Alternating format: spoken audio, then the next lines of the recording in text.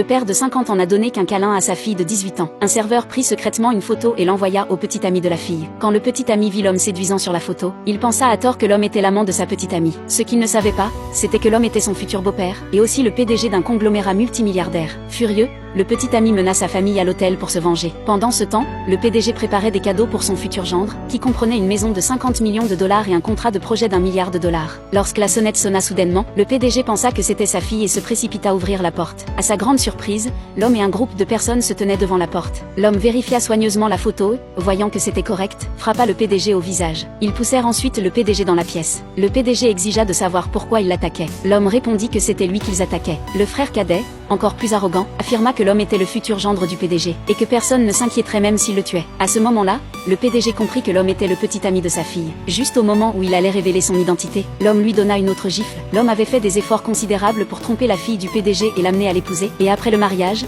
son avenir serait illimité. Il ne permettrait donc à personne de perturber ses plans. Le PDG, en entendant cela, comprit que l'homme était un scélérat, et il n'avait plus l'intention de tolérer l'homme ou sa famille. Juste au moment où l'homme allait donner un autre coup, le PDG attrapa son poing et le projeta au sol. Le frère cadet, voyant cela, saisit un cendrier et le fracassa sur la tête du PDG. L'homme se releva et donna un coup de pied au PDG pour le renverser à nouveau. Puis il s'assit et se moqua du PDG, en disant que leur niveau était bien trop différent. À ce moment-là, le PDG était complètement désillusionné par son futur gendre. Il dit qu'il n'approuverait jamais le mariage. Cette déclaration mit l'homme dans une colère noire, qui affirma que le PDG n'avait aucun droit de se battre pour sa petite amie. La sœur de l'homme donna alors un coup de pied au PDG pour le faire tomber, et le frère cadet apporta une batte de baseball. L'homme saisit un vase à proximité, et juste au moment où il s'apprêtait à le fracasser sur la tête du PDG, la fille du PDG appela. Le petit ami changea immédiatement d'expression et répondit au téléphone. La fille dit que son père était arrivé à l'hôtel, et elle demanda au petit ami de venir avec elle pour rencontrer son père. Le PDG, entendant la voix de sa fille, appela d'urgence à l'aide. La fille entendit quelqu'un appeler son nom, mais le petit ami expliqua qu'elle avait du mal à entendre. Il était dehors en train de régler quelque chose et la rencontrerait plus tard. La fille,